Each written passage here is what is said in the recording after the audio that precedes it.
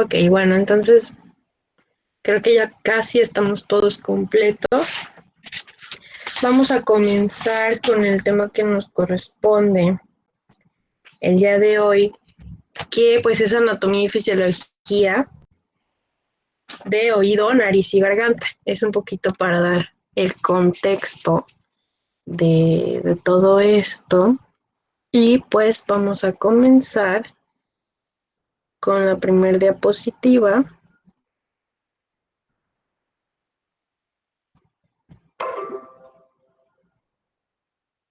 Bueno, tenemos que la anatomía del oído, o cómo es que lo vamos a dividir para fines prácticos, y que pues tenga esa relevancia cuando vayamos a tocar los temas de patologías. Esto es nada más para refrescar esos conocimientos que ustedes ya tienen de pues la materia de anatomía, de fisiología, sobre pues estas estructuras. Se va a dividir en oído externo, oído medio y oído interno. Es importante conocer el origen embriológico de estas estructuras porque pudiera haber alguna malformación o algún problema en cuestión de génites. Aquí tenemos el oído externo y el medio se van a derivar del aparato branquial primitivo. El oído interno va a derivar del ectodermo, y ya entrando en materia de estructuras específicas tenemos el pabellón auricular, que se va a originar de los mamelones o prominencias mesenquimáticas del primer y segundo arco branquial. El conducto auditivo externo y el oído medio van a originarse de la primera hendidura branquial y la bolsa faríngea respectivamente, la bolsa faríngea del conducto auditivo externo y la del oído medio. Y entrando como tal a un esquema o cómo es que interactúan las estructuras, pues aquí en el oído externo tenemos el pabellón auricular, que es esta porción más externa que pues todo el mundo podemos observar.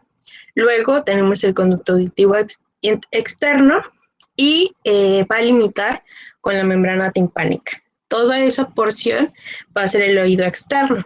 El oído medio va a comprender la caja timpánica, la membrana timpánica, la cadena osicular y la trompa de Eustaquio. El oído interno va a comprender las demás estructuras, los canales semicirculares, la cóclea, el nervio coclear y los nervios vestibulares. Aquí es importante determinar estas tres porciones por la relación clínica que van a tener con ciertas patologías. Hay patologías que van a afectar el oído externo, hay patologías que van a afectar el oído medio y pues por consiguiente el oído interno. Entonces esa es la relevancia de recordar estas estructuras. Ya pasando al oído externo como tal, a tener dos porciones importantes, el pabellón auricular y el conducto auditivo externo. El pabellón auricular es esta estructura cartilaginosa y el conducto auditivo externo va a estar ubicado al interior del hueso temporal, va a medir aproximadamente de 2.5 a 3 centímetros de largo, termina medianamente a la membrana timpánica, como ya lo habíamos visto aquí en la imagen. Este es el conducto auditivo externo y aquí va a estar la membrana timpánica. Va a tener una porción cartilaginosa y otra ósea.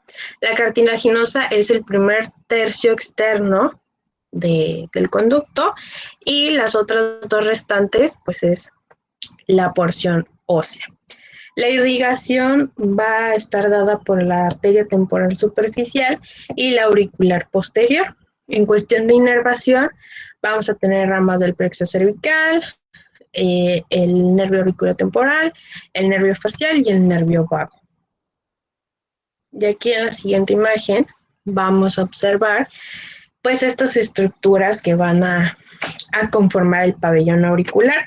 Tenemos la región del hélix, antehélix, la concha cimbricambum, el antitrago, el trago, el lóbulo y la raíz del hélix, que esto pues va conformar el pabellón auricular.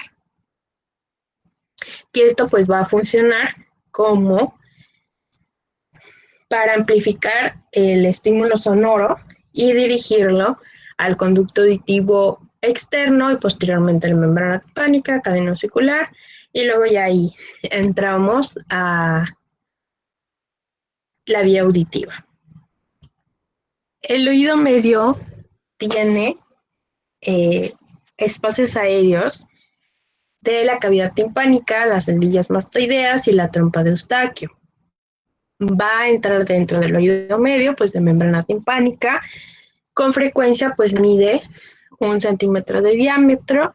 Su cara externa la vamos a observar a través de la otoscopía. Suele ser de un color gris perla y pues tiene movilidad. La membrana timpánica es movible y se suelen distinguir dos porciones, una pars tensa y lo que denominamos pars flácida. La pars tensa va a ser esa porción que va a tener mayor volumen, casi 2/3 de la membrana timpánica, y va a estar unida a las paredes óseas del conducto auditivo externo a través del annulus fibroso. Pars flácida, que va a ser esta forma triangular y se va a ubicar en la parte superior de la membrana timpánica, y pues por último tenemos la caja timpánica, que es este espacio, esta cavidad donde va a estar la cadena auricular, que es esta articulación del martillo, el yunque y el estribo, vamos a denominar cadena auricular, y pues también va a estar dentro de este espacio, pues va a estar conectada a la trompa de Eustaquio. Y aquí en la imagen podemos observar, en la primera imagen, la figura número 3, vamos a observar la pars tensa, que son 2/3 del volumen total de la membrana timpánica, el annulus fibroso, que va a hacer este medio de fijación a la pared ósea del conducto auditivo externo, y tenemos la pars flácida, que es ese tercio superior de la membrana timpánica. Y ahí podemos observar en la imagen cómo es que se va a observar una membrana timpánica sana. Obviamente las membranas timpánicas que tienen alguna patología, pues tienen cambios en su integridad, cambios en el color y cambios en la movilidad o funcionalidad. En otro esquema podemos observar la caja timpánica y pues sus paredes. Tiene una pared anterior, una posterior, una inferior, una superior y pues las laterales. Aquí lo importante pues es la relación o los sitios en donde se van a encontrar todas estas estructuras. Como pueden ver, algunas van de paso, algunos son orificios para comunicar la cavidad con otros sitios, pasan músculos, nervios, arterias, venas. Es nada más para que pues tengan en cuenta el esquema simplificado de la caja timpánica. Y pues ahora vamos al oído interno. El oído interno se va a encontrar dentro del hueso temporal, externamente por el laberinto óseo, que va a contener perilinfa, que tiene una composición parecida a la del líquido cefalorraquídeo. Y pues aquí vamos a encontrar la cóclea. La cóclea es esta estructura que tiene forma de caracol, da 2 vueltas y media, está en una relación central, y pues también vamos a encontrar aquí, en el oído interno, los canales semicirculares y el vestíbulo, responsable de la postura y del equilibrio, además de varios nervios vestibulares, el nervio facial, el coclear, como todas esas otras ramas de nervios. Y pues aquí podemos ver la cóclea y esos diferentes cortes o escalas que podemos observar aquí. Podemos ver la escala vestibular, las fibras nerviosas, las células ciliadas, la membrana basilar. Entonces, como pueden ver, pues tiene, si lo cortamos de forma sagital o de forma horizontal, pues ahí se pueden llegar a observar las estructuras. Y pues ya pasando a la fisiología de la audición, es nada más algo rápido sobre cómo es que se lleva a cabo el proceso desde que nosotros detectamos un estímulo sonoro hasta que logra llegar a la corteza cerebral y nosotros logramos identificar sonido. Aquí tenemos que el estímulo sonoro va a entrar por el pabellón auricular constitutivo externo, va a llegar a la membrana timpánica, va a movilizar la cadena osicular.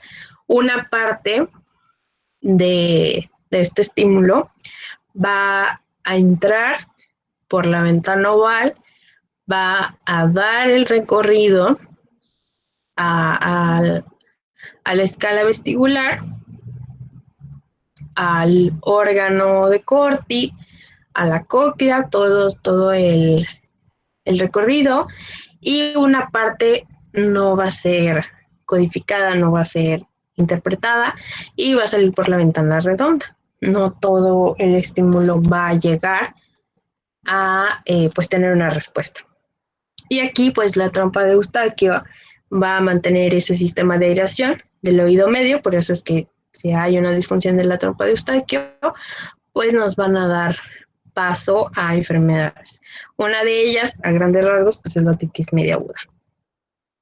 Todo en niños, en pacientes pediátricos, pues pueden tener problemas. Y pues ya yéndose esos estímulos a la corteza cerebral, pues se va a dar una respuesta. Aquí en este esquema de la vía auditiva él nos explica sobre el tipo de energía evolucionando, cómo va cambiando. Vamos a empezar por el pabellón auricular y el conducto auditivo externo. Va a ser esta energía acústica. Posteriormente va a llegar a la membrana timpánica y a la cadena osicular. Se va a convertir en energía mecánica. Posteriormente va a pasar por la ventana oval, perilinfa, y ya se va a convertir en una energía hidráulica. Va a pasar al órgano de Corti, y del órgano de Corti al ganglio espinal y el nervio auditivo, ya aquí van a ser impulsos bioeléctricos. O sea, ya va a ser ese impulso nervioso que va a pasar al núcleo coclear y al complejo libar superior, al lemiscón lateral, al colículo inferior, al cuerpo geniculado medial del tálamo y va a llegar a corteza cerebral. Y así es como se cumple pues el fenómeno de la audición. Rápidamente para que ustedes tengan pues un panorama sobre cómo es que se lleva a cabo desde que tú escuchas un sonido hasta que llegas a identificar qué sonido es, a lo mejor de qué dirección viene, si es un perro, etcétera. Entonces, eso es a grandes rasgos el esquema de la vía auditiva. Pues pasamos a anatomía de nariz y cavidades paranasales. La nariz es esta porción externa, visible, y pues la cavidad nasal es la parte pues interna. Va a estar dividida en una parte derecha y una izquierda, y pues esta división va a ser el tabique nasal. Vamos a encontrar la pirámide nasal o la nariz como tal, también se le puede llamar así. Va a estar conformada por dos paredes laterales. Va a haber una parte cartilaginosa que se va a ubicar en la posición más inferior, y pues no solamente tiene estas estructuras, tiene algunas otras, pero estas van a ser de las partes pues más importantes, y para recordar un poquito sobre esa estructura anatómica. Aquí la irrigación es importante porque hay patologías que producen sangrado o como tal pues la epistaxis. En muchos de los casos suele ser identificable el sitio de origen de la hemorragia. Y pues aquí por eso es importante identificar. Tenemos dos sistemas importantes, que es el sistema carotido interno, que va a ser específicamente la arteria oftálmica, el externo por la arteria facial y la arteria esfenopalatina, que va a ser la rama terminal de la arteria maxilar, y eso es a grandes rasgos la irrigación. Cuando hablamos de localización de la hemorragia, pues hay diferentes tipos de epistaxis de acuerdo a la localización de la hemorragia. Podemos tener una anterior, una posterior, y dependiendo del sitio, de la presentación, de la frecuencia, todo, podemos identificar el origen. Puede ser por el plexo de Kieselbach, puede ser por algún otro vaso importante. Entonces, es por eso que hay que entender la irrigación. Las cavidades paranasales son otras estructuras también importantes que nos suelen dar problema, nos suelen dar patología. En muchos de los casos, pues, tenemos el seno maxilar, el frontal, el etmoidal y pues el esfenoidal. El seno maxilar se suele formar alrededor del 17 día de gestación y inicia como un pequeño divertículo y posteriormente pues sigue creciendo y desarrollándose. El seno frontal se origina entre el tercer y cuarto mes de gestación. Suele ser identificable a partir de los 2 años. Antes es raro que pudiéramos llegar a encontrarlo. Y esto es en función, sobre todo, para entender si va a ser relevante el solicitar una radiografía o no. ¿Por qué? Porque muchas veces pensamos que nuestro paciente tiene un cuadro sugestivo o comparable con una sinusitis y pues queremos una radiografía. Pero muchas veces las radiografías no es necesario ni es un método diagnóstico específico, porque ahí lo podemos ver, algunos senos paranasales siguen creciendo hasta la adolescencia o la pubertad, o incluso a lo mejor no logran su máximo crecimiento, entonces pues no va a ser relevante el encontrar o determinar, oh sí, aquí vea el seno frontal y si tiene sinusitis. Entonces por eso que es importante que entiendan estas situaciones. El seno etmoidal pues va a ser este conjunto de varias celillas con contenido aéreo, sabemos que son cavidades neumáticas y van a continuar su crecimiento hasta la pubertad. Y por último tenemos el seno esfenoidal, es el más posterior y termina su crecimiento en la adolescencia. Seno paranasal pues es impar, o sea, no tiene otro par. Los otros 3 sí.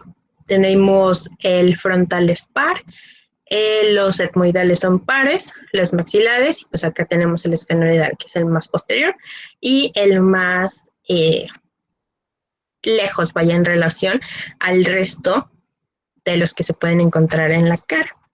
Aquí les mencionaba, es importante por esa relevancia clínica y pues como sabemos que son cavidades neumáticas que naturalmente tienen aire solamente, pues pueden llegarse a tener diferentes mecanismos por los cuales se puede originar la sinusitis. Sabemos que estas cavidades neumáticas suelen tener mucosa y pues cuando hablamos de mucosa suelen producir moco, tener mecanismos por falta de aclaramiento mucociliar, falta de reabsorción, mucha secreción, etc. Entonces, esto es por lo que debemos recordar un poquito sobre cavidades paranasales. Y pues ya vamos con cavidad oral y orofaringe, que esta también es otro apartado de otorrino, y pues tenemos la cavidad oral. La cavidad oral va a comprender mejillas, labios y procesos dentoalveolares. También la región del istmo, de las fauces, el paladar duro, el paladar blando y el piso de la boca.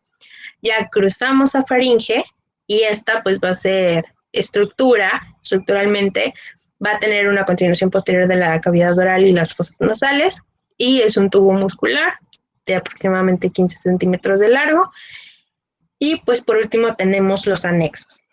que aquí entraría el anillo de Waldeyer, que es este conjunto de tejido linfoide, que nos va a dar ese factor protector de la vía aérea y digestiva, permitiéndonos estar en contacto con agentes o con antígenos potencialmente, pues, que nos pueden despertar una respuesta inmunológica.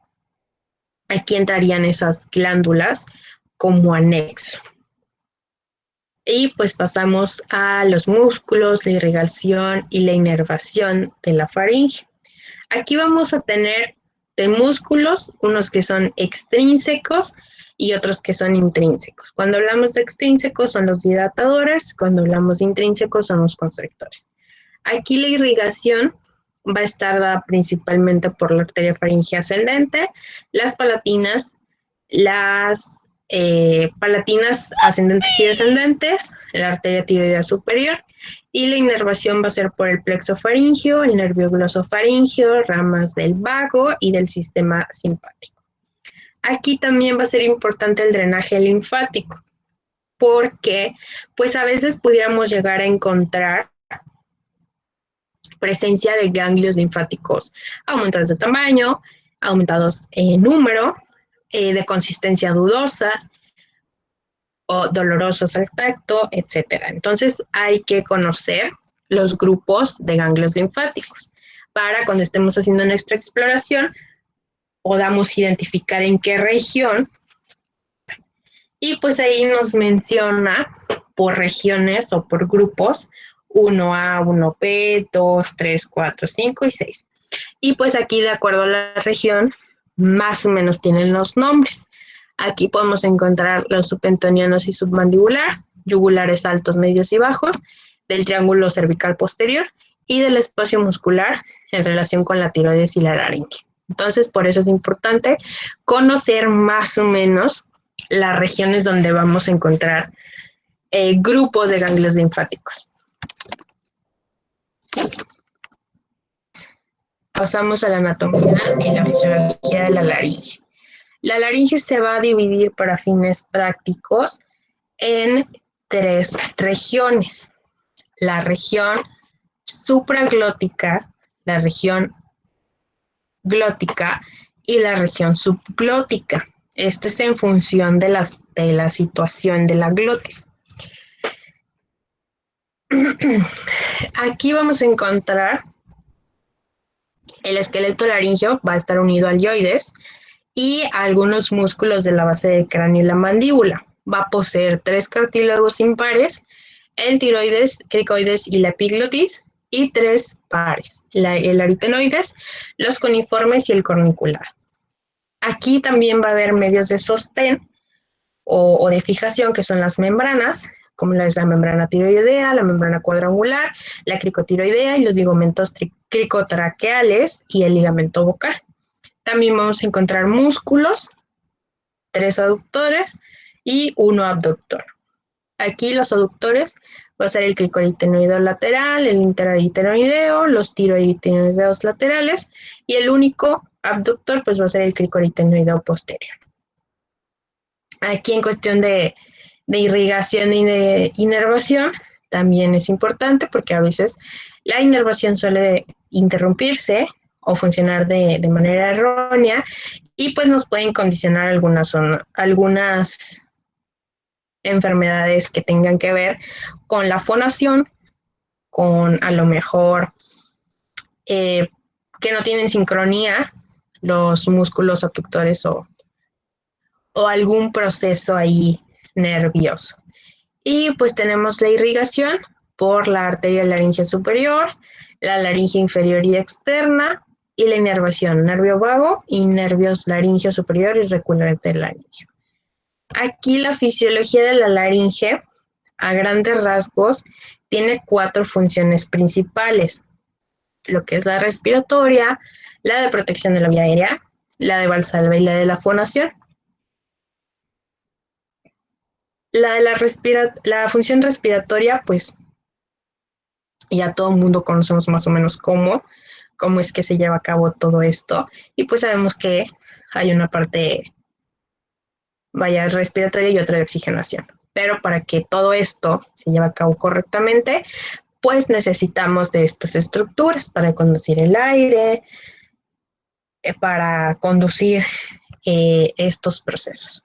La de protección de la vía aérea pues es simple. Sabemos que cuando nosotros vamos a ingerir ya sea un líquido, un sólido o incluso nuestra propia saliva, al momento de nosotros deglutir, pues se supone que debe de irse hacia el esófago, hacia la vía digestiva, pero en algunos casos puede irse a vía respiratoria. Entonces la glotis es esa vía de protección para, pues vaya, para protegernos la vía aérea. Y pues de la fonación, sabemos que este es un órgano que nos va a permitir darnos esa capacidad de hablar, de emitir sonidos que pues tengan posteriormente un significado para comunicarnos, para estar en contacto con el mundo exterior.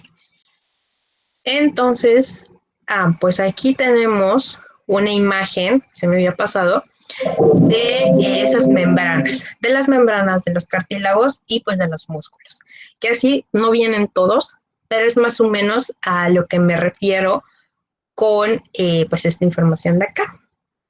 Como podemos ver, las membranas son de fijación, los cartílagos y los músculos nos dan sostén y pues a la vez movimiento para nosotros manejar todas esas funciones.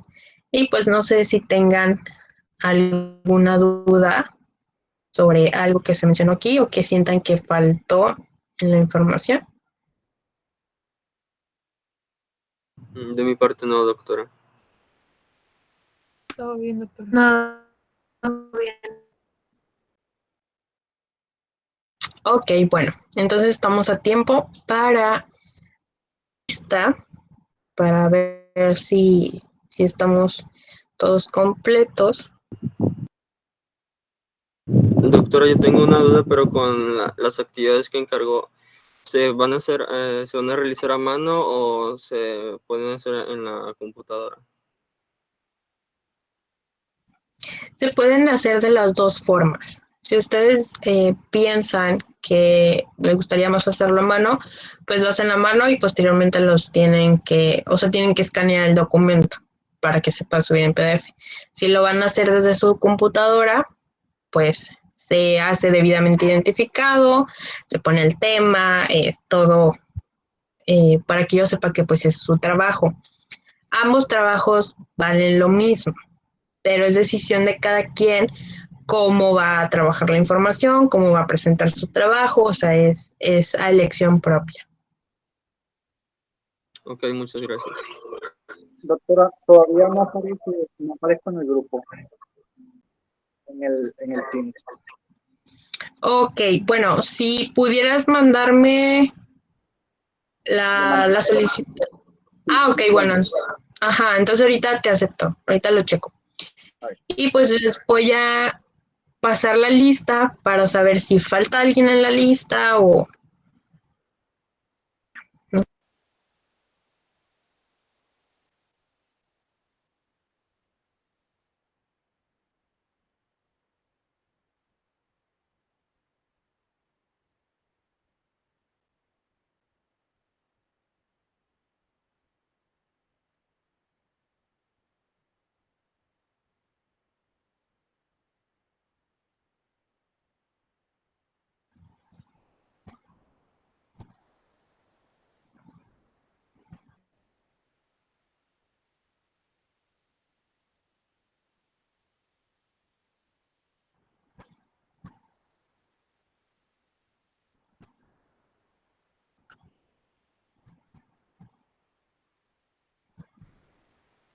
A ver, tengo aquí 24 alumnos. Voy a decir los nombres y ya ustedes me dicen. Carvajal Guzmán,